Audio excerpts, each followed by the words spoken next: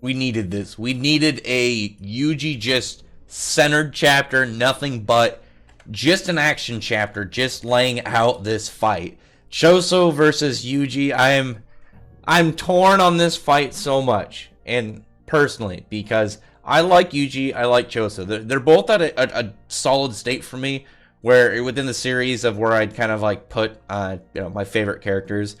Yuji, and I really like Yuji. I think he's pretty good. I think he's a pretty solid character, but I think Choso's story has a lot of little pockets of depth to it, and you have this guy now fighting for not even the bad guy side. Like, we already know that he's only with them because it was for the safety of his brothers, but his brothers are dead. So it's just pure on where he's going to decide now where to go, because he's a weird character. He's pretty much like a lone dude now. The only reason he seems to have stayed with these guys is because he wants to kill Yuji and Kugisaki to avenge his brothers.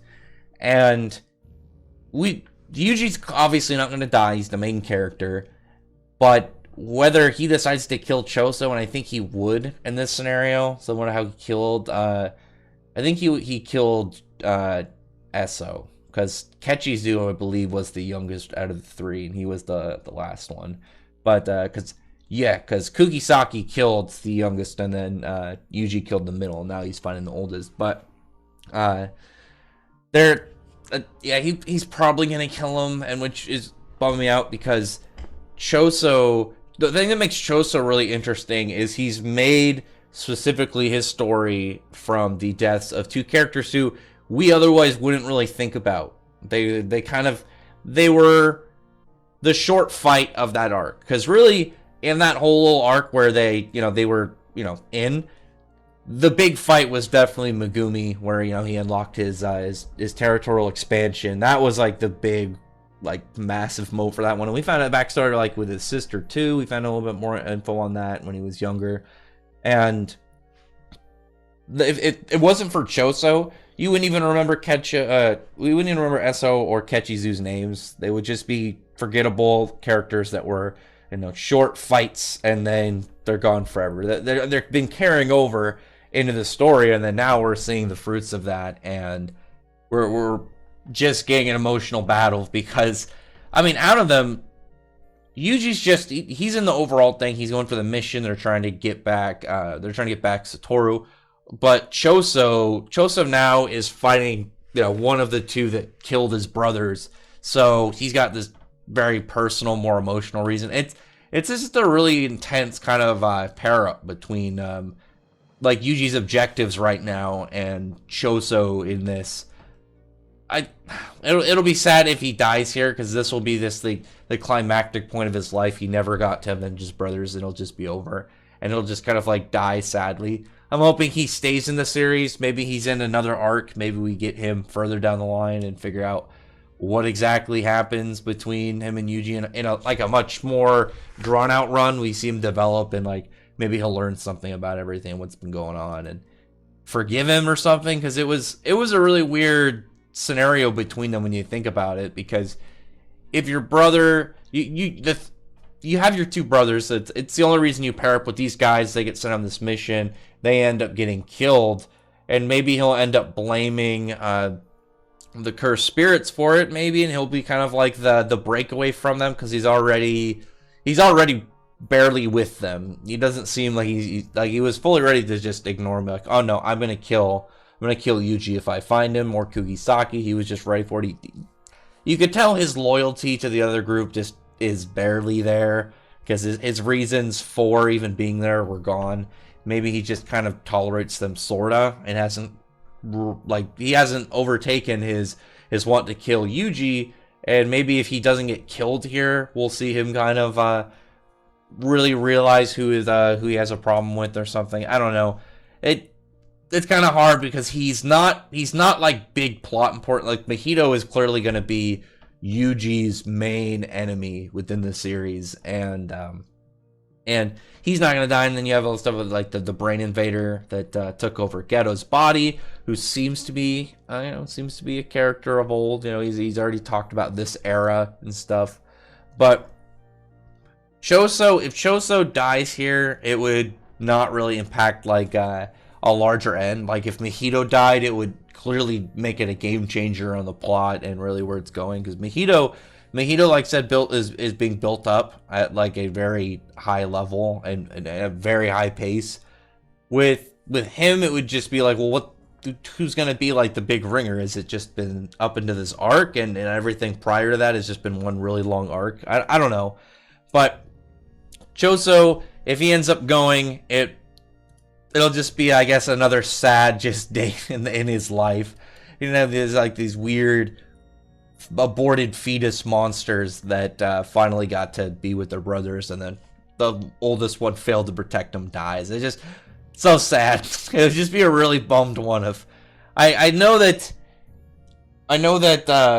Akutami is not like the most happy sunshine like writer. There are definitely a lot of sad moments, like with Junpei, and I don't remember if it's Jun. I think it was Junpei and his mom. That was pretty rough. But yeah, things can just get kind of sad in there. Like Makomaru had a sad end, and there's a lot of sad endings within Jujutsu Kaisen. So it's very likely that Choso dies, and then Yuji doesn't even remember him after this fight or something, or just barely kind of scoffs him off.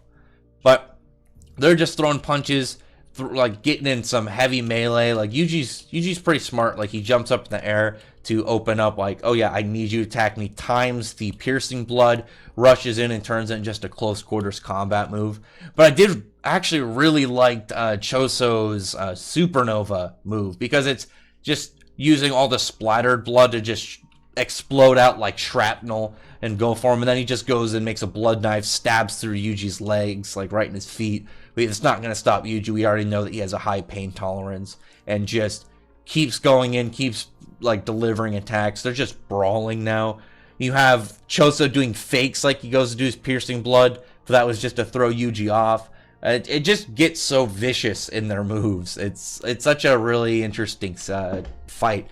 And he has like an evolution of his power. Like he already has like he had the line across his nose, and then it got bigger, and then he used a move flowing red scale, and then the blood went and made like another cross like down his eyes. So now he just has this really weird set on his face, because it's not, I've already seen now when it's close up, it's a lot more blotchy. It's like this weird blood splatter infection looking thing. But then he goes and he does his piercing blood again, but he does it way too fast, and isn't able to make it as sharp. Like Yuji gets hit by it, but it seems to be like it hit him more bluntly. It's like a blast instead of like a condensed like sharp beam. But he's like, I was impatient. It wasn't condensed enough. Just smashed up against Yuji, but his blood mark is still growing. But he recognizes that Yuji's strong, and he's getting ready. This fight's going to get serious, and I'm hyped, because this is Yuji hasn't really had any big 1v1s. This is definitely like his first big 1v1 character in the series. Because all the other ones he was in either a group, or it was like against a nobody character like the Locust. This is like a big boss fight for him, and without anybody's aid. But we do get Mekamaru's like communicator chiming in at the end. So I'm wondering what exactly he's going to have to relay to Yuji in this scenario, if like info on what's to happen. Maybe he'll give him some advice, or he'll just tell him something that'll like maybe give Yuji an idea how to make a new technique or something. Because that would be like a logical way if he is able to create something powerful, like with his Divergent Fist and Black Flash, and maybe create some like weird double strike at like Black Flash. There would have to be something beyond it just being like two Black Flashes. It would have to maybe create some new effect. Like maybe one hits and it has like that super hit, and then another one that like maybe hits it and does a weird reaction where it pulls him back. Or it just like hits Black Flash one way, Black Flash back, and then Yuji's able to land one more big attack or something like that. Something where it would have to do some weird like reaction to it, where it's not just, oh yeah, two clad. It's got to merge and have some new effect. But we'll see. Next chapter is going to be more hype. I actually really liked reading. That's because I read through this chapter once.